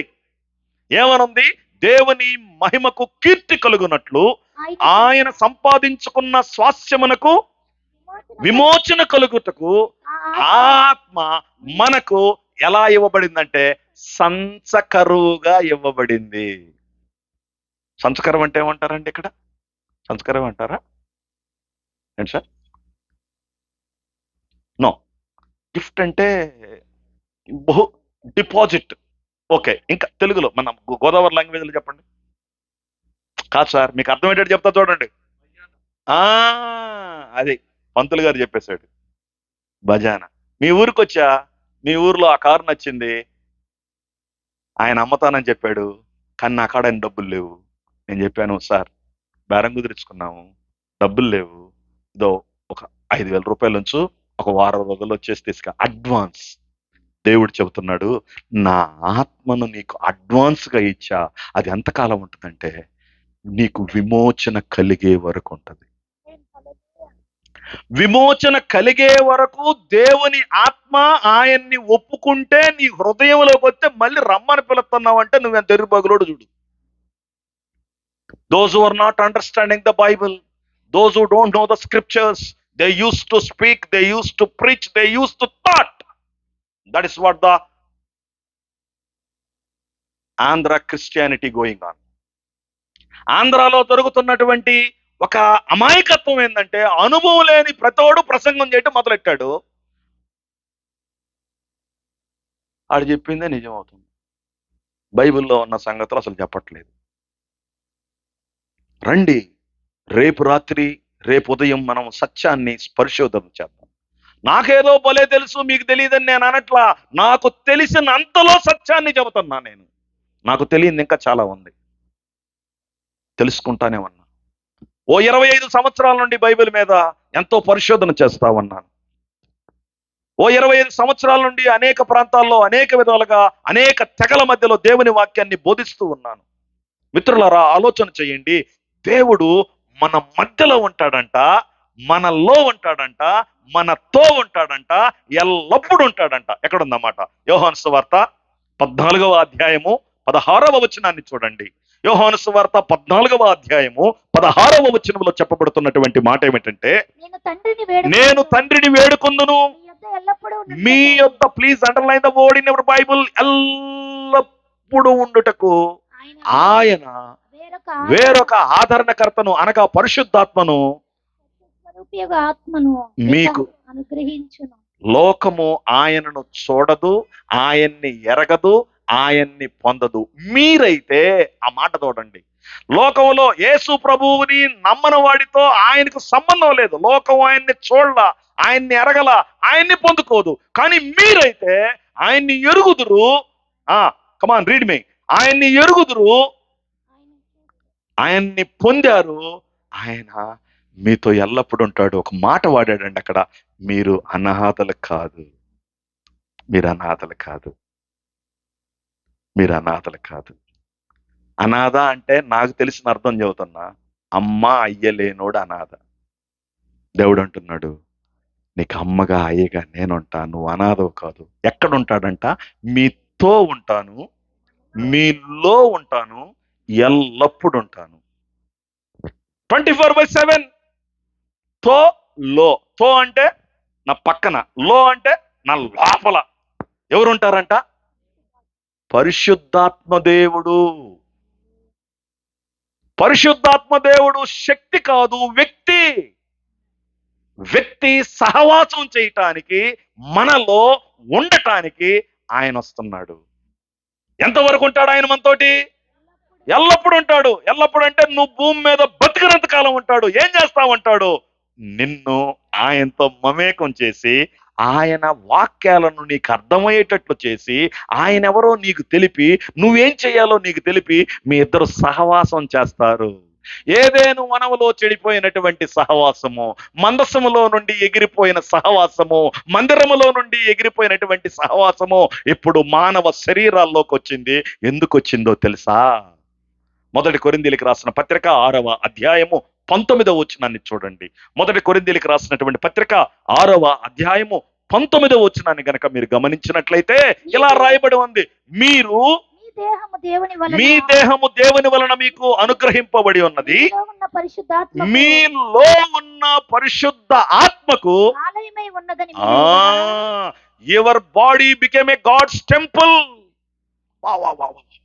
బలహీనుణ్ణి, భక్తిహీనుణ్ణి, పాపిని, శత్రువుని అయితే ఆయన్ని నేను అంగీకరించాను. ఇప్పుడు నా శరీరము ఏమైందంటే ఆయనకు ఆలయం అయింది. అసలు ఈ మాట చూడండి సార్. తాగాం, తిరిగాం, బూతులాడాం, అబద్ధాలాడాం, చేతులతో అక్రమంగా మనుషుల్ని కొట్టాం, దోచుకున్నాం, ఎన్నెన్నో అక్రమైన పనులు చేశాము. కానీ నా పాపం నేను ఒప్పుకుంటే, నా గలీజ్ పనులు నేను దేవుడి దగ్గర ఒప్పుకుంటే, ఆయన అంటున్నాడు నిన్ను నేను ఆలయంగా చేసుకుంటున్నా. సార్ ఎందుకు సార్ నన్ను నువ్వు ఆలయంగా చేసుకుంటున్నావు? సొలొమోను కట్టిన మందిరం కంటే నేనేమన్నా గొప్పన్నా? మోషే నిర్మించిన మందసం కంటే నాదేమన్నా గొప్పదా? ఎందుకయ్యా బలహీనుణ్ణి, భక్తిహీనుణ్ణి, పాపిని, శత్రువునైనా నన్ను నీ మందిరంగా చేసుకుంటున్నావు అని మనం ప్రశ్నిస్తే, దానికి ఆయన అపోస్తుల కార్యములు 7వ అధ్యాయములో 48, 49, 50 వచనాల్లో ఒక అద్భుతమైనటువంటి ఇలిస్ట్రేషన్ ఆయన చెబుతూ ఉన్నాడు. రండి, అపోస్తుల కార్యములు 7వ అధ్యాయంలోనికి మిమ్మల్ని నేను తీసుకెళ్తాను. అపోస్తుల కార్యములు 7వ అధ్యాయములో 47 నుండి చదువుతాను, లేకపోతే 47, 8, 50, 50లో 2వ భాగం చదువుతాను. చూడండి, మొదటి భాగం. ఆకాశము నా సింహాసనము, భూమి నా పాదపీఠము, మీరు నా కొరకు ఎలాంటి మందిరము కట్టుదురు? నా విశ్రాంతి స్థలమేది? ఇవన్నీ నా హస్తకృతములు కావా అని ప్రభు చెప్పుచున్నాడు అని ప్రవక్త పలికిన ప్రకారము సర్వోన్నతుడు. చదవండి, హస్తకృత ఆలయాల్లో. Wow, that is the reason why God choose you. దేవుడు నిన్ను ఆలయంగా ఎందుకు ఎన్నుకున్నాడంటే, మనుషులు తమ చేతులతో చేసేటటువంటి మందిరాల్లో నేనుండను, నేను చేసుకున్న మనిషిలో నేనుంటాను అంటున్నాడు దేవుడు. హల్లెలూయా. దేవుడు చూడండి ఎంత క్రిస్టల్గా క్లియర్ గా మాట్లాడుతున్నాడో. మనుషులు హస్తకృతాలతో నిర్మించబడిన మందిరములో నేనుండను. మరి ఎక్కడ ఉంటావు ప్రభువా? నా స్వరూపంలో, నా పోలికల్లో నేను తయారు చేసుకొని నా నుండి దూరమైన మానవుల్లో నేను మరలా ఉండటానికి ఇష్టపడతాను అంటున్నాడు. ఇప్పుడు కొరింథీయులకు రాసిన పత్రిక, మొదటి పత్రిక 6:19-20లో దేవుడు నన్ను ఎందుకు తన మందిరంగా చేసుకున్నాడంటే, మనుషులు కట్టినటువంటి రాళ్ళు, రప్పలు, కంకరు, ఇటుక, సిమెంట్లో నేను ఉండను, నేను చేసుకున్న మనిషిలో నేనుంటా.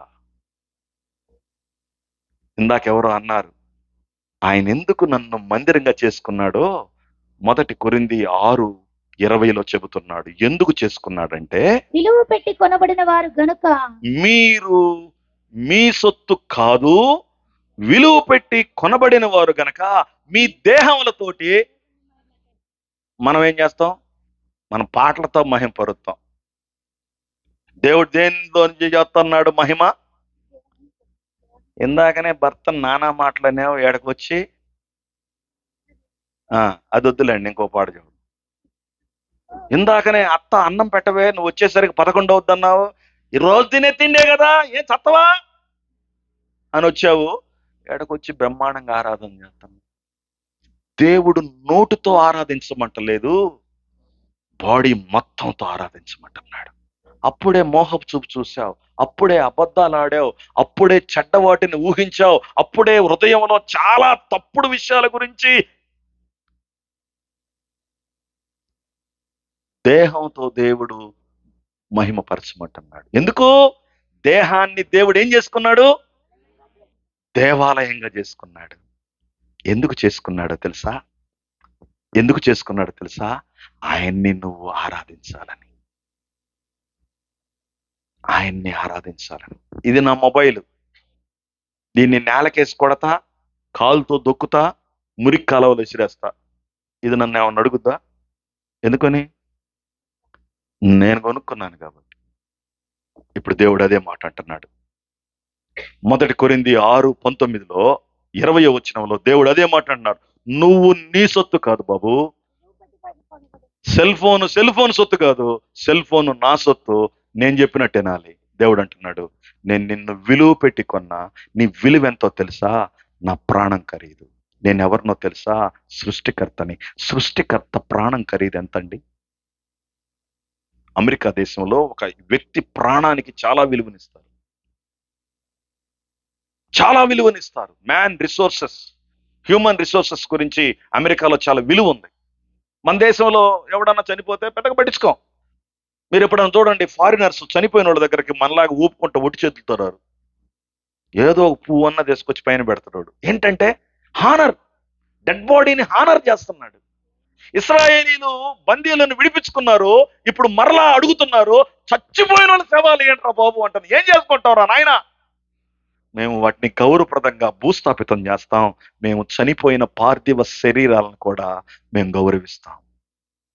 ప్రియమిత్రులారా, దేవుడు చచ్చిన తర్వాత నాకు వద్దురా, బతికొండంగానే నాకు మహిమనివ్వరా, మన ఇద్దరం సహవాసం చేద్దాంరా అని అన్నాడు. మీలో కొంతమంది నమ్మారు ఆయన్ని, ఆయన ఆత్మను మీరు పొందుకున్నారు. అయితే మీరు చాలాసార్లు ఆయన చెప్పినట్లు జీవించట్లా. ఇప్పుడు ఆయన బయటికి పోతాడా, మనలో ఉంటాడా? చెప్పాలా? Come on tell me. బయటికి పోతాడు. ఎందుకని? ఏదేను వనంలో నుండి వీడిని నిలగొట్టాడు, మందసంలో నుండి ఆయన వెళ్ళిపోయాడు, మందిరంలో నుండి ఆయన వెళ్ళిపోయాడు. ఇప్పుడు నేను ఆయన మందిరాన్ని అయ్యాను. నేను తప్పులు చేస్తున్నాను, యేసు నమ్మాను, బాప్తిసం పొందాను, బలలో చేయి వేస్తున్నాను, నేను తప్పులు చేస్తున్నాను. నాలో ఉంటానన్నాడు, నాతో ఉంటానన్నాడు, ఎల్లప్పుడూ ఉంటానన్నాడు, నన్ను అనాథగా విడవనన్నాడు. నేను ఇప్పుడు తప్పు చేశాను. నాలో నుండి పరిశుద్ధాత్మ దేవుడు వెళ్తాడా? వెళ్ళడా? వెళ్తాడు. కానీ బైబిల్ చెబుతుంది, కొత్త నిబంధనలో ఆయన వెళ్ళడు. ఎఫెసీయులకు రాసిన పత్రిక 4వ అధ్యాయము 30వ వచనం చూడండి. ఎఫెసీయులకు రాసినటువంటి పత్రిక 4వ అధ్యాయము 30వ వచనాన్ని గనక మీరు గమనించినట్లయితే, ఇలా దేవుని పరిశుద్ధ ఆత్మను దుఃఖపరచుకుడి. అది కొత్త నిబంధనలో ఆత్మ ఎవడికి పడితే వాడికి రాదు. ఎవడు నిజంగా మారు మనసు పొందుతాడో వాళ్లేకొచ్చుద్ది. మళ్ళీ అది పాదు. నువ్వు పాపం చేస్తుంటే అది ఏడుస్తా నీలో ఉంటది. మీకు బాగా అర్థమయ్యేటట్టు చెప్తా చూడండి. నీకు బాగా ఎదిగిన కొడుకున్నాడు, వాడు చాలా చెడ్డగా జీవిస్తున్నాడు. ఊర్లో వాళ్ళందరూ ఎట్టాంటోడిగా అన్నావురా నాయనా అని చెప్పి బజార్లో వెళ్తుంటే నిన్ను నానా మాటలు అంటున్నారు. ఆయన ఇంట్లోకి పిలిచావు, ఎరా ఏం తక్కువ చేశాననరా, నాకు ఇంత మంచి పేరు తెచ్చా ఊర్లో, పనికి మాలినోడా, బుద్ధి లేనోడా అని చెప్పి చంపకేసి ఒకడు కొట్టపోయావు. ఆడు నీ అంత ఎత్తున్నాడు. ఆడేం చేశాడు తెలుసా, చెయ్యట పట్టుకొని మెలేసి నిన్ను వంగబెట్టేట్టు పెట్టాడు. ఏ డాడ్, నేను ఇదొరుగుతోండి కాదు, నీ అంత ఎత్తేదిగా. అప్పుడు చేయి చేసుకున్నావు గమ్మునున్నా, ఇప్పుడు చేయి చేసుకుంటే మంచిగా ఉండదు, మర్యాద దక్కాలంటే నా జోలికి రాకు అంటాడు. ఏం చేస్తావు నువ్వు? నువ్వు నా కొడుకు కాదురా, నువ్వు నాకు పుట్టలేదరా అంటావు, కానీ వాడు నీకు పుట్టలేదా? వాడు నీ కొడుకు కాదా? నీ ఇంట్లో ముద్ద తినడా? నువ్వు లేనప్పుడు తినిపోతాడు, వాళ్ళ అమ్మ బెమ్మానికి పెట్టుద్ది వాడికి. Right sir? కానీ నువ్వేం చేస్తావంటే, ఎవడు లేని స్థలాల్లోకి వెళ్ళి, ఏ స్థలం దొరకపోతే బాత్రూంలోకి వెళ్ళి ఏడుస్తావు. ఎందుకంటే అరే ఈడు నన్నే ఇట్లా ఎదిరిస్తాడా, ఈడు నన్నే ఇంత మాట అంటాడా, నన్నే ఎట్ట అంటాడా అని ఏడుస్తాడు. పరిశుద్ధాత్మ దేవుడు కూడా నువ్వు ఆయన కొడుకువి, నువ్వు ఆయన కూతురువి, నువ్వు తప్పు చేస్తూ ఉంటే నీలో నుండి బయటికి వెళ్ళడు, నీవు చేస్తున్న తప్పును బట్టి ఏడుస్తూ ఉంటాడు.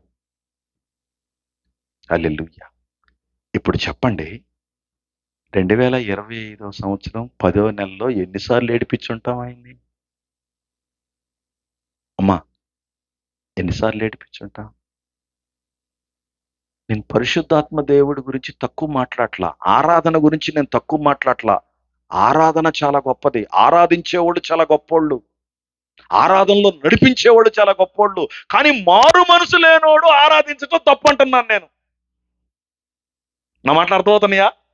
అసలు నీకు యేసుకు నీకు సంబంధమే లేదు. నాకు విచిత్రమైన మాట ఏంటంటే, అసలు తాగుబోతోడు కూడా ఫోన్ చేసి ప్రైజ్ లాడ్ పాస్టర్ గారు అంటాడు. ప్రైజ్కి లాడ్కి ఈడికి అసలు సంబంధమే లేదు, నోరు తెరిస్తే ప్రైజ్ లాడ్ అంటాడు. ఒరే, నీకు ప్రైజ్ లాడ్కి సంబంధం ఏందిరా బాబు అంటే ఇది ఓత పదం, ఓత పదం. యేసుక్రీస్తు ప్రభుని నీవు నమ్మి ఆయనను పొంది ఆయనను మహిమపరుస్తుంటేనే నువ్వు ప్రైజ్ లాడ్ అనాల.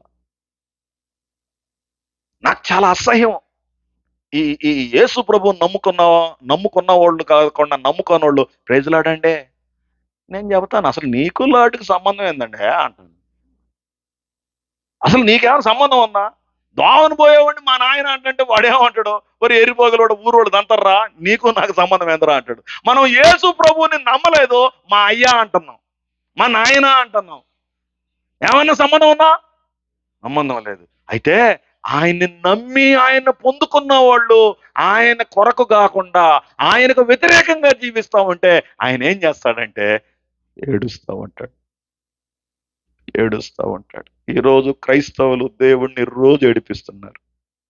నువ్వు అనుకుంటున్నావు అమ్మకు తెలియదు, నాన్నకు తెలియదు, అన్నదమ్ములకు తెలియదు, అక్క చెల్లెలకు తెలియదు, కాలేజీలో ప్రిన్సిపాల్కి తెలియదు అని నువ్వు అనుకుంటుంటే దేవుడు అంటున్నాడు, బిడ్డ నాకు అన్ని తెలుసు, నీ పాడు పనులన్నీ తెలుసు, నువ్వు చేసే ఆ పనులు చూసి నేను ఏడుస్తున్నాను బిడ్డ.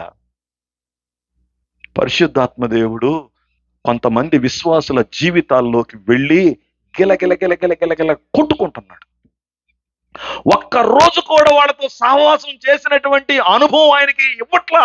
పాత నిబంధనలో పారిపోయాడు, పాత నిబంధనలో వెళ్ళిపోయాడు, కొత్త నిబంధనలో వెళ్ళటానికి వీల్లేదు, ఏడొస్తా ఉన్నాడు. మీలో కొంతమంది యేసుని నమ్మిన వాళ్ళు ఉన్నారు. గుండెలు మేము చేసుకొని చెప్పండి, ఈ సంవత్సరం 10 నెలలు గడిచిపోయి 11వ నెలలోకి మనం అడుగు పెట్టాము. ఈ 10 నెలలు నా దేవుడిని నేను గణపరిచాను, నా దేవుడు నేను సంతోషంగా ఉన్నామని చెప్పగలమా? బోధకులమైన మేము, విశ్వాసులైన మీరు ఎంతమంది చెప్పగలం? ప్రియ దేవుని బిడ్డలారా, దేవుడు సహవాసాన్ని కోరుకుంటున్నాడు. మనమేమో సహవాస ముసుగులో స్నేహ ధర్మాన్ని విడిచి తూట్లు పొడుస్తున్నాం. ఇప్పుడు దేవుడు చెప్తున్నాడు, సరే నేను ఏడుస్తూ ఎంతకాలం ఏడిపిస్తావురా నువ్వు నన్ను? ఎంతకాలం ఏడిపిస్తావు నువ్వు నన్ను? ఎన్ని వాక్యాలు చెబితే నువ్వు మారతావు? నువ్వు మారావు, మారు మనసు పొందావు, కానీ ఇంకా పాపంలో జీవిస్తా ఉన్నావు. యాక్చువల్గా నిన్ను మందిరంగా నేను ఎందుకు చేసుకున్నానంటే, పేతురు రాసినటువంటి మొదటి పత్రిక అనుకుంటాను, ఒకసారి సహాయం చేస్తారా? నాకు కరెక్ట్గా అది గుర్తు రావట్లేదు పాస్టర్లు గారులారా. ఆత్మ సంబంధమైన మందిరాలుగా మీరు కట్టబడటాలని దేవుడు కోరుకుంటున్నాడు. మొదటి పేతురు రాసిన పత్రిక 2వ అధ్యాయము 5వ వచనంలో చూడండి, ఇలా రాయబడి ఉంది. 4:5 చదువు. మనుషుల చేత విసర్జించబడినను దేవుని దృష్టికి ఏర్పరచబడినదై అమూల్యమైన సజీవమైన రాయకు ప్రభు యొద్దకు వచ్చిన వారై యేసుక్రీస్తు ద్వారా దేవునికి అనుకూలమగు ఆత్మ సంబంధమైన బలులు అర్పించుటకు పరిశుద్ధ యాజకులుగా ఉండునట్లు మీరు సజీవమైన రాళ్ల వలె ఉండి ఆత్మ సంబంధమైన మందిరాలుగా కట్టబడటానికి కట్టబడతా ఉండాలి. ఎప్పుడు ముగిస్తుంది? ప్రభు వచ్చే వరకు నీ మందిరం కట్టడం ముగియదు. కడతా ఉండాల, కడతా ఉండాల, కడతా ఉండాల. ఆత్మ సంబంధమైన మందిరం నీ దేవుడు తయారు చేశాడు, పునాదేశాడు, ఫౌండేషన్ వేశాడు, పెట్టుబీములు పోసాడు, గణేట్రాయి కట్టాడు, పిల్లర్లు పైకి లేపాడు. కట్టమంటా ఉండు. ఫస్ట్ ఫ్లోర్ వేసావు, ఇంకా కట్టరా అంటున్నాడు. సెకండ్ ఫ్లోర్ వేసావు, ఇంకా కట్టరా అంటున్నాడు. ఆత్మ సంబంధమైన మందిరాలుగా మనం కట్టబడాలని ఆయన కోరుకోవడం. నాకు మందసంలో లేదు సంతోషం, నాకు మందిరంలో లేదు సంతోషం, నాకు ఏదేను వనములో లేదు సంతోషం, నాకు నీలో ఉంది సంతోషం. నువ్వు కట్టబడు, కమాన్ కమాన్ అని దేవుడు ఎంకరేజ్ చేస్తున్నాడు. కానీ నేను చాలా సార్లు ఆయన ఏడిపిస్తా ఉన్నా. ఏడిపించకూడదు కదా, ఏడిపించకూడదు. ఏడిపిస్తున్నాం కదా, ఏడిపిస్తున్నాం. అయితే దేవుడి దగ్గరికి వెళ్ళి క్షమాపణ అడిగితే, దేవుని దగ్గరికి వెళ్ళి పశ్చాత్తాపడితే ఆయన మనకు ఒక గొప్ప ధైర్యాన్ని ఇస్తాడు. మనకు దేవుడు గొప్ప ధైర్యాన్ని ఇస్తాడు. హెబ్రీయులకు రాసినటువంటి పత్రిక 4వ అధ్యాయము 16వ వచనములో గనక మనం గమనించినట్లయితే, హెబ్రీయులకు రాసినటువంటి పత్రిక 4వ అధ్యాయము 15, 16 వచనాలను గనక మనం గమనించినట్లయితే, మన ప్రధాన యాజకుడు మన బలహీనతల యందు మనతో సహా అనుభవము లేనివాడు కాడు గాని సమస్త విషయములలో మన వలనే శోధింపబడినను ఆయన పాపము లేనివాడిగా ఉండెను గనుక మనము కనికరింపబడి సమయోచితమైన సహాయము కొరకు కృప పొందునట్లు ధైర్యముతో కృపాసనద్దమునకు. మనం పాపం చేయకుండా ఉండలేము, ఎక్కడో ఒక దగ్గర తప్పిపోతాము. కానీ ఆ తప్పుల్ని ఒప్పుకుంటే మనకు ఒక గొప్ప మేలుంది. ఆయన ధైర్యాన్ని ఇస్తాడు ఆయన సన్నిధికి రావటానికి. మన బలహీనతలు ఆయనకు తెలుసు, మన బలాలు ఆయనకు తెలుసు. మనకు సహాయం చేస్తాడు ఆయన. అయ్యా నేను ఉండలేకపోతున్నాను, నువ్వేమో నన్ను మందిరంగా చేసుకున్నావు, ఆత్మ సంబంధమైన మందిరంగా నేను కట్టలేకపోతున్నాను, నాకు సహాయం కావాలని నువ్వు అడిగితే, ఒకవేళ నువ్వు జారి తప్పు చేస్తే ఒప్పుకుంటే దేవుడు నీకు ఏం చేస్తాడో తెలుసా? ధైర్యాన్ని ఇస్తాడు. ధైర్యాన్ని ఇస్తాడు. ఎక్కడికి రావటానికి? దేవుని కృపాసనము దగ్గరకు రావటానికి, కృప దొరికే స్థలము దగ్గరకు రావటానికి దేవుడు నీకు ధైర్యాన్ని ఇస్తాడు. చాలాసార్లు మనం తప్పు చేస్తాం, చాలాసార్లు మన నోట్లో నుండి రానికోడి మాటలు వస్తాయి, చూడకూడని చూస్తాం, చేయకూడని చేస్తాం, యేసుని నమ్మాం. మరి ఎట్లా మన పరిస్థితి అంటే, దేవుని మన బలహీనతలను చూసి కృప దగ్గరకు వస్తే క్షమాపణ ఇచ్చి ధైర్యం చేస్తాడు. ఇన్ని వెసులుబాట్లు ఇచ్చినా నువ్వు యేసుని నమ్మి ఆయనకు తూట్లు పొడుస్తుంటే, ఆయన్ని ఏడిపిస్తూ ఏడిపిస్తూ ఏడిపిస్తూ ఏడిపిస్తూ ఉంటే, ఇప్పుడు దేవుడు డైరెక్షన్ మారుస్తాడు. అది చెప్పి నా వాక్యాన్ని ముగిస్తాను. దేవుడు డైరెక్షన్ మారుస్తాడు. ఏంటి ఆయన మార్చే డైరెక్షను? మొదటి కొరింథీయులకు రాసినటువంటి పత్రిక 3వ అధ్యాయము 16వ వచనాన్ని మనం ముందు చదివాం. అదే ఇప్పుడు మరలా చివరిగా చదవబోతున్నాం. ఏమిటో తెలుసా? మనందరూ ఒక్క నిమిషం తల్లి, థ్యాంక్ యూ. అందరూ తీయండి బైబిల్. ఇదే లాస్ట్ వర్స్, ఇంక చదివించను. చాలా ఉన్నాయి, నేను చదివించను. ఇదొక్కటే చదివిస్తా, కానీ మనందరం చూడాలి. మీరు దేవుని ఆలయమై ఉన్నారని, దేవుని ఆత్మ మీలో నివసించు. మీకు తెలియదా? మీకు తెలియదా? పొద్దున నేను అన్నయ్య కారు వేసుకుని వచ్చేటప్పుడు ఆ రోడ్లో కంకర లేదు. మేము ఇప్పుడు వేసుకునేటప్పుడు కంకర ఉంది. ఎడిపోవాలో మాకు అర్థం కాక నానా తిప్పలు పడ్డాం. ఎవడన్నా వచ్చి కంకర రోడ్లో తోలుంటే కారు వేసుకొని ఎట్టొస్తావు, తెలీదా నీకు? మాది ఊరు కదండి, పెద్దేవండి, పొద్దున వచ్చినప్పుడు లేదండి, ఇప్పుడు ఉందంటే వాడేమందు. పొద్దున లారీతోనో ట్రక్కుతోనో కంకర దించేటప్పుడు చూసి అదే దోవలో కారు వేసుకొని వస్తుంటే ఏమంటామండి? ఏదో అంటాం. గోదావరి వాళ్ళు చాలా అంటారు, ఏదో అంటాం. దేవుడు ఇప్పుడు అంటున్నాడు, మీరు దేవుని ఆలయమని మీరు ఎరగరా? దేవుని ఆత్మ మీలో నివసిస్తుందని మీకు తెలియదా? అంటే దాని అర్థం ఏంది? నీకు అన్ని తెలుసు, నువ్వు దేవుని ఆలయం అని తెలుసు, దేవుని ఆత్మ నీలో నివసిస్తుందని తెలుసు, కానీ నువ్వు యోగ్యుడిగా జీవించట్లేదు. కాబట్టి నేనేం చేస్తానంటే, నువ్వు నా ఆలయాన్ని పాడు చేస్తున్నావు కాబట్టి నేను నిన్ను పాడు చేస్తా. చాలా మంది యేసు ప్రభువుని నమ్ముకొని హఠాత్తుగా చావటానికి కారణం ఇదే. హఠాత్ మరణము, ఇంగ్లీష్లో హార్ట్ అటాక్. ఈ అటాక్లు రావటానికి కారణం ఏంటంటే, ఎన్నోసార్లు దేవుడు నడిపించావు, కృపాసనం దగ్గరకు రమ్మన్నాడు, నువ్వు రాలా. బలహీనతల్లో నుండి దేవుని దగ్గరకు రమ్మన్నాడు, నువ్వు రాలా. నువ్వు ఏడిపిస్తూ ఏడిపిస్తూ ఏడిపిస్తూ ఉంటే దేవుడు తన మందిరాన్ని ఇప్పుడు ఏం చేయాలనుకుంటున్నాడంటే, ఓ సొలొమోను కట్టిన మందిరాన్ని అన్యుడైనటువంటి నెబుకద్నెజరు చేత కాల్చి కూల్చివేశాడు. ఇప్పుడు నెబుకద్నెజరు అవసరం లేదు ఈ మందిరాన్ని కూల్చటానికి, దేవుడే వచ్చి మందిరాన్ని కూల్చేస్తాడు. నరకానికి వెళ్ళవు కానీ భూమి మీద తక్కువ ఆయుష్తో చచ్చిపోతావు. నరకానికి వెళ్ళందంటే యేసుని నమ్మావు, ఆత్మను పొందావు కాబట్టి చెప్తాను. నేను ఎంతకంటే ఎక్కువగా మీతో మాట్లాడాను. మీలో కొంతమందికి యేసు ప్రభువుని మీ హృదయంలో ఉంచుకున్న అనుభవం లేదు.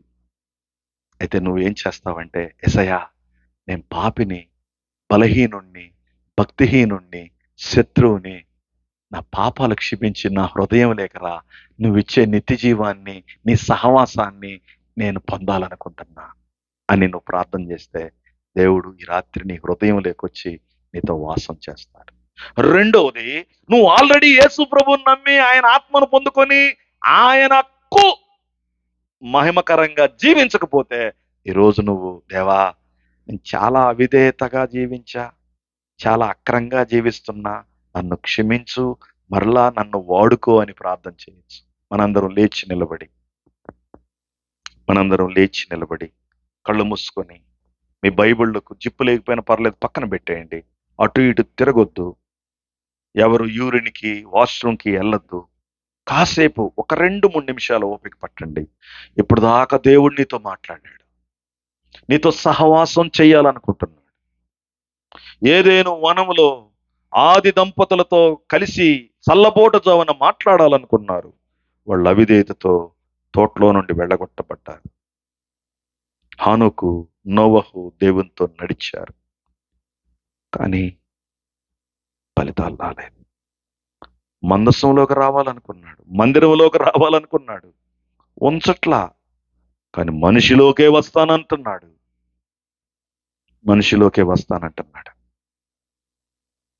నీలోకి వచ్చాడు, కానీ నువ్వు ఆయన్ని సరిగా హ్యాండిల్ చేయట్లేదు.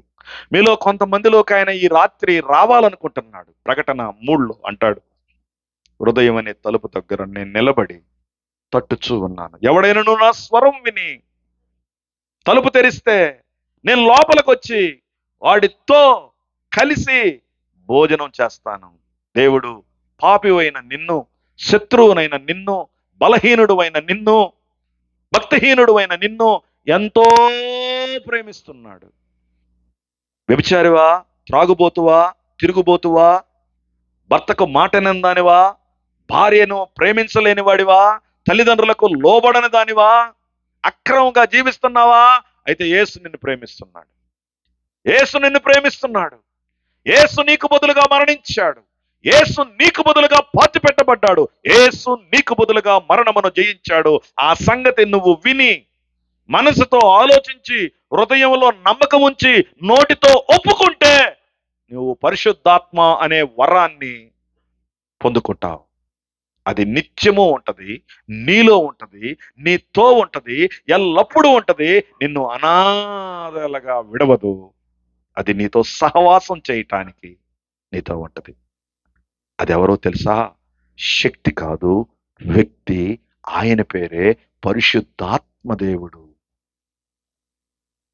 నువ్వు ఆల్రెడీ పొందుకున్నావు, సేవ చేస్తున్నావు, పాటలు పాడుతున్నావు, ఆరాధిస్తున్నావు, కానీ ఆయన ఆత్మను గుండెల్లో పెట్టుకుని అనేక సార్లు ఆయనకు మహిమ చెల్లించట్లేదు, ఆయనకు యోగ్యుడిగా జీవించట్లేదు, యోగ్యురాలుగా జీవించట్లేదు, దేహముతో ఆయన్ని మహిమపరచట్లేదు. ఏడుస్తున్నాడు ఆయన, ఏడుస్తున్నాడు, ఏడుస్తున్నాడు. ప్రియ మిత్రమా, ప్రియ అన్నయ్య, ప్రియ చెల్లెమ్మ, ప్రియ అక్కగారు, చెల్లిగారు, నాన్నగారు, నా మాటలు ఈ రాత్రి అపార్థం చేసుకోకండి. ఈ దివ్యమైన దైవ ప్రేమను అర్థం చేసుకోనండి. ఆయన నిన్ను ప్రేమిస్తున్నాడు. ఈ రోజు రాత్రి నేను యేసుని నమ్ముతానయ్యా బాబు, నాకంటే చిన్నోడివి, అర్థమయ్యేటట్టుగా చెప్పావని శబ్ద యంత్రం ద్వారా ఎవరైనా వింటే మీ మంచాల్లో, అరుగుల్లో, కుర్చీల్లో నుండి లేచి నిలబడి, యేసు నేను పాపిని, నన్ను క్షమించు అని అడగండి. ఒకవేళ ఆల్రెడీ యేసు ప్రభుని నమ్మి అనేక పాపములు చేస్తూ ఆయనకు దూరంగా ఉండి ఆయన్ని ఏడిపిస్తూ ఉంటే దేవుడు తిరిగి రా అని పిలుస్తూ ఉన్నాడు. వస్తావా? వస్తే నిన్ను ఆయన మరలా సహవాసానికి ఆహ్వానిస్తున్నాడు. అందరం నోర్లు తెరిచి, దేవా నాలో ఉండాలనుకుంటున్నావా స్వామి? నాతో ఉండాలనుకుంటున్నావా నాయనా? ఎల్లప్పుడూ ఉండాలనుకుంటున్నావా తండ్రి? నేనే మిమ్మల్ని ఉండకుండా చేస్తున్నానా? నేనేనా కారకుణ్ణి? నేనేనా కారకురాల్ని? నన్ను క్షమించు నాయనా.